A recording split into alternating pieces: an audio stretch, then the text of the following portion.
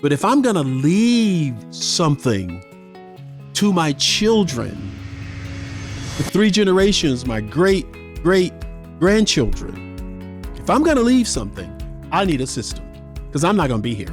By the way, my name is Dr. Martin Williams. What I try to do every day for every human being is help them discover, develop, and deploy themselves into the world without losing themselves in this world that we live in. And that's what I'm doing with you today. Martin, is there a system that God actually endorses? Or are we just guessing in business? I want to say to you, the answer to both questions is yes. There is a system. And until we find this system, we are just guessing. That's all we're doing. I believe so many of you listening to me and following me, and thank you for following me. Thank you for following me. It gives me a voice and it encourages me to be honest. God's first instruction to humanity was not worship. It was production. It was production. Worship came much later. First thing he gave us was to produce. You got to understand seed. You got to understand time, skill. You have to understand all these things because this is the way the kingdom works. Harvest is God's business model. God never bypasses process, though. So every biblical increase follows in this order. Seed first. Something entrusted to the soil. And my friend, you are the seed. You, the person. Plant yourself in the soil of this amazing system that God has created and watch your seed come up. Watch it multiply. Seed is something entrusted. Time, patience, and consistency over and over and over again. Skill, development, and management of yourself. Not just of things, not just of a business. You are the business. Manage yourself and then harvest. This is the measurable increase. I live in Nebraska right now, and the farmers do not leave their harvest in the field for winter. They may plant. It may take them 2-3 weeks to plant, and it may take it 3-4 months to grow, but they're going to harvest in just a couple days. They're going to start harvesting and they're going to get that harvest in. Nobody's going to sleep. They're going to make this thing happen because they can't afford for the weather, a storm, a hailstorm to come in and destroy it all. You need to guard yourself in the same way as I'm describing. People want to harvest. People want to make money without using their own personal giftings. They want increase without time. They want results without systems. But what God has created always multiplies. He does not want to multiply chaos. So seed will activate the potential, but skill and belief in myself will activate the scale. How I develop myself, how I pour into myself, how I create out of myself, which is self-motivated, determines how much I will give, how much I will get from my work. But the goal has to be personal dominion, not over people, but over me. I am the business. You better understand one thing. God blesses systems, not hustle. So if I believe in me, I need to find out what I do, who I am, and I need to put effort into that becomes a system. The hustle, the grind, what people call all these words, hustle is human pressure, but systems are divine order. And what God put into place here, you can't ignore. Scripture never celebrates exhaustion.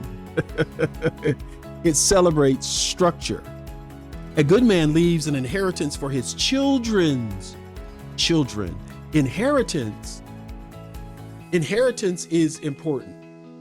Inheritance is required of us. But if I'm going to leave something to my children for 3 generations, my great grandchildren, if I'm going to leave something, I need a system, because I'm not going to be here. I need a system. I need foresight. I need to see it before I see it. I need to understand continuity. I do the same thing every day, the same thing every day. My great grandchildren will love me for it. If you live by hustle, you die by hustle.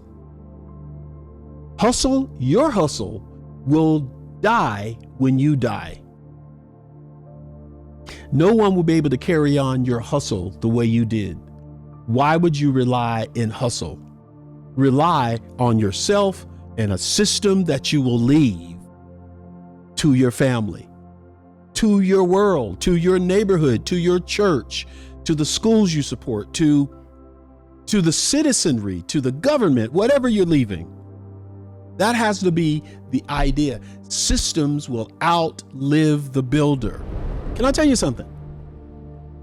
If it's got to depend on your energy, what happens when your energy is gone? So Martin has to build something out of him that grows and scales, that multiplies, and it's dominion. It is dominion. But at the same time, my wife, my children, my grandchildren who are here now with me, we're all doing the same thing in that same system. They are part of the system. When I'm gone, the system continues because I have children who know who they are, children who know where they belong, children who know what they believe. They're married to great people. They have kids that are my grandkids. They're doing the same with them. So it won't matter when, if, or how I leave. The system is in place. Can y'all hear me at all? Is there anybody excited about this? I am. Because if it depends on my energy, it won't last forever. But if I build a system and I bring my family into it, now we're cooking with gas. Now we're doing something that will last. So why now in Luke 19 is a business case study that we don't pay attention to? We have to pay attention to it. It's not a parable about money. It reveals heaven's evaluation criteria. The nobleman did not ask who was faithful emotionally. He did not ask who meant well. He did not ask who is sincere about this. He did not ask those questions. Those were not the questions that were important to him.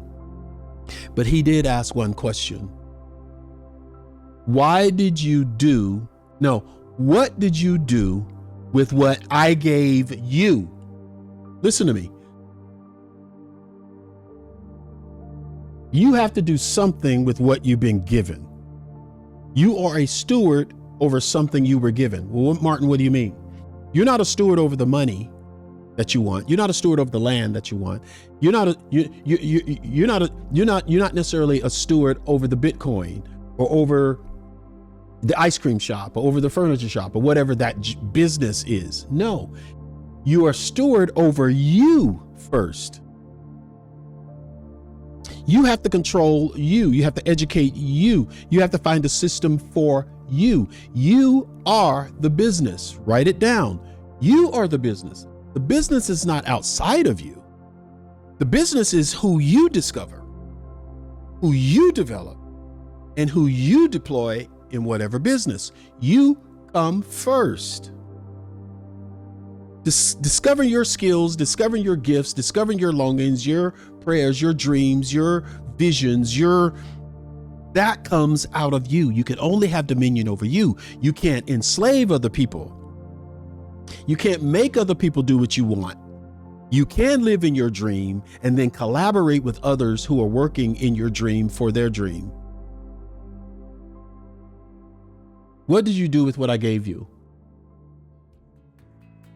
Well, God didn't give me a business. No, He gave you a naked body with a spirit in it and sent you here.